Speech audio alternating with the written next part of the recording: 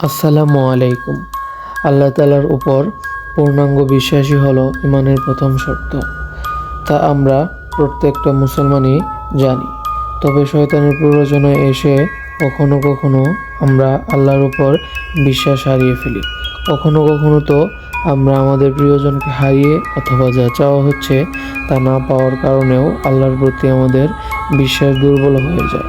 আর এই সুযোগ নিয়েই শয়তান আমাদের পথভ্রষ্ট করে।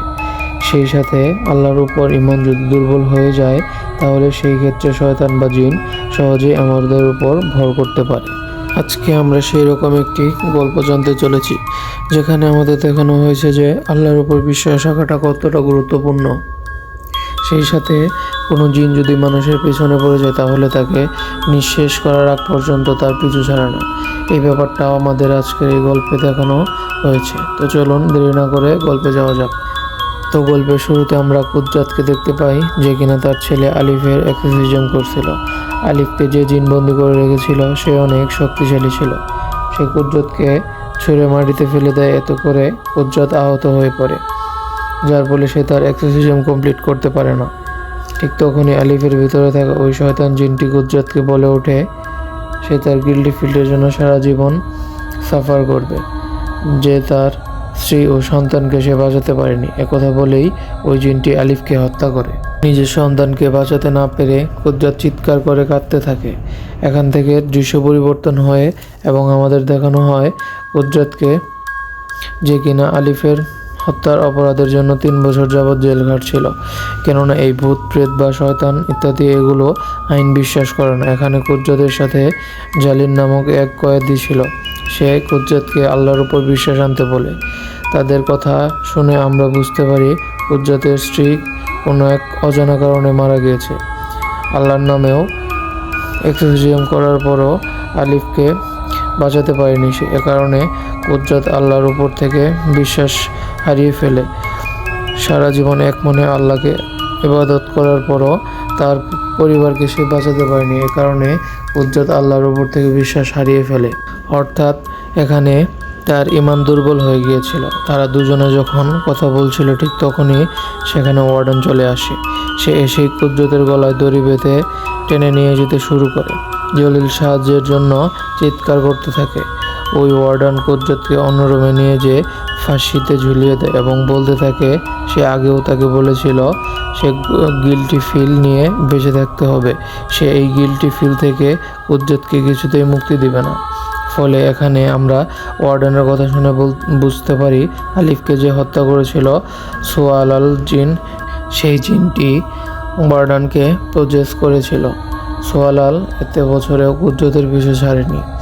সে যখনই জানতে পারেছিল কুদরতের জেল থেকে ছাড়া পাবে, তখনই সে কুদরতকে শেষ করার জন্য চলে আসে।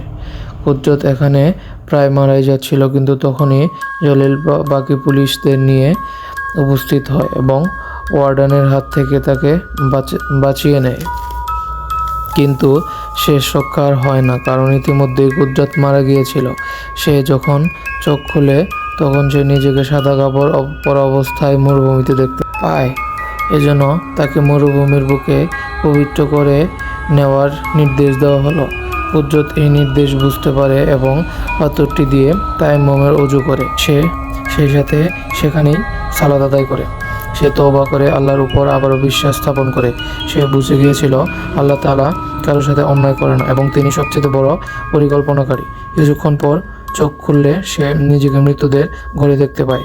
তাকে বাকি লাশেদের সাথে গোসল করিয়ে শুয়ে রাখা হয়েছিল। কুদরত কী হয়েছে কিছুই বুঝতে পারে না। পরে ভয় পেয়ে যায়, যার জন্য সে ভয় পেয়ে ওই ঘর থেকে পালিয়ে যায়। এখন প্রশ্ন থাকতে পারে যে মরে যাওয়ার পরেও কী করে জীবিত হয়ে গেছে কুদরত। এই একটি অর্থ, কুদরতকে মহান রব্বুল আলামিন নিজের ভুলের জন্য আরেকটি সুযোগ দিয়েছেন। এখন আল্লাহ তাআলা কেনই বা কুদরতকে আরেকটি সুযোগ দিলেন এবং কেনই বা সোয়ালাল নামক জিন তার পিছনে পড়ে রয়েছে, এটা তো আমরা গল্পের শেষে জানতে পারি। আপাতত আমরা কুদরতকে গ্রামে ফিরে যেতে দেখতে পাই। যাত্রাপথে আমরা গাড়িতে একটি শিশু মেয়েকে কান্না করতে দেখতে পাই এবং দেখতে পাই একটি আত্মা গাড়ির সিটে বসে আছে। এখন কুদরত তার গ্রামে এসে এবং সে একটি বাড়িতে জোরে জোরে আল কোরআন পাঠ করতে শুনতে পাই। এরপর আমরা জিহান নামক একটি মেয়েকে দেখতে পাই যাকে শয়তান প্রজেস করে রেখেছিল। সকলেই জিহানের জন্য দোয়া করছিল, কিন্তু তাতে কোনো তেমন লাভ হয় না এবং জিহান তার বাবা মার সামনেই মাথা ঠুকে ঠুকে তার জীবন শেষ করে। এতে আমরা জানতে পারি ইদানিং এই গ্রামে শয়তানের উৎপাত অনেক বেড়ে গিয়েছে। প্রতিনিয়ত এই গ্রামে কাউকে না কাউকে শয়তান প্রজেস করছিল এবং গ্রামের কোনো ফসলও জন্মাচ্ছিল না। এ কারণে গ্রামের দুর্ভিক্ষর মতো অবস্থা দেখা দিয়েছিল। এর কিছু বিষয় তো হুজ্জত বুঝতে পেরেছিল।